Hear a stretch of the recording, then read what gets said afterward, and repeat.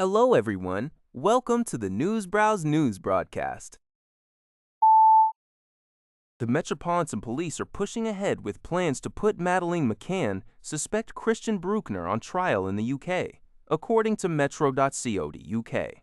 Following this announcement, Brueckner, a 48-year-old convicted rapist, issued a chilling response: "I have good lawyers." He further dismissed the calls for a UK trial as hot air, stating that extradition would require an arrest warrant, which he believes does not exist in the Maddie case.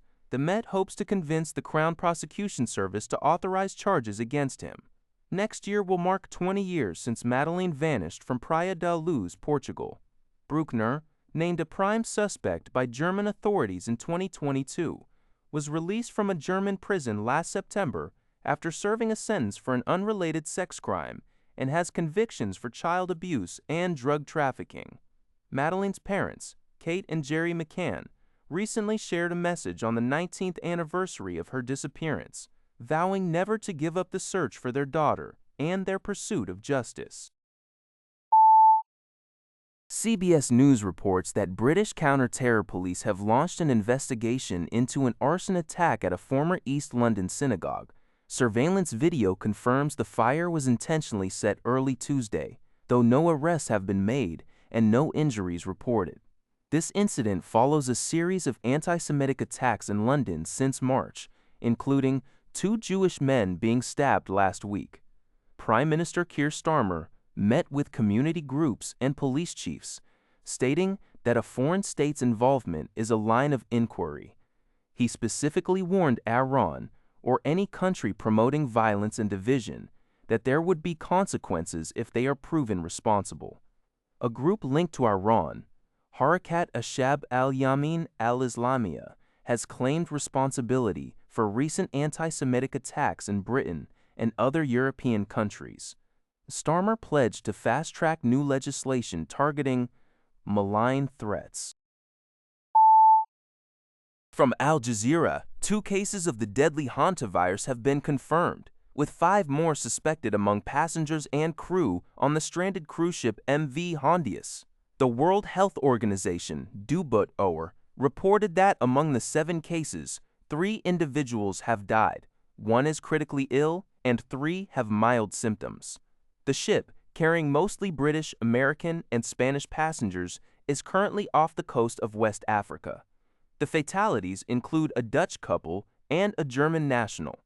A British national was medically evacuated to South Africa and has tested positive for the virus. The WHO is working with Spanish authorities to facilitate the ship's docking in the Canary Islands for a full investigation, disinfection, and risk assessment. The virus is primarily transmitted through contact with infected rodents, and symptoms can include fever, gastrointestinal issues, and acute respiratory distress.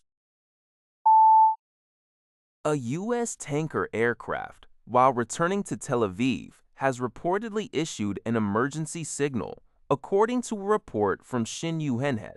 Specific details regarding the cause of the emergency or the current status of the aircraft have not been immediately disclosed.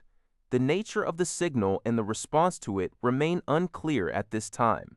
This incident highlights potential operational concerns for military aviation in the region.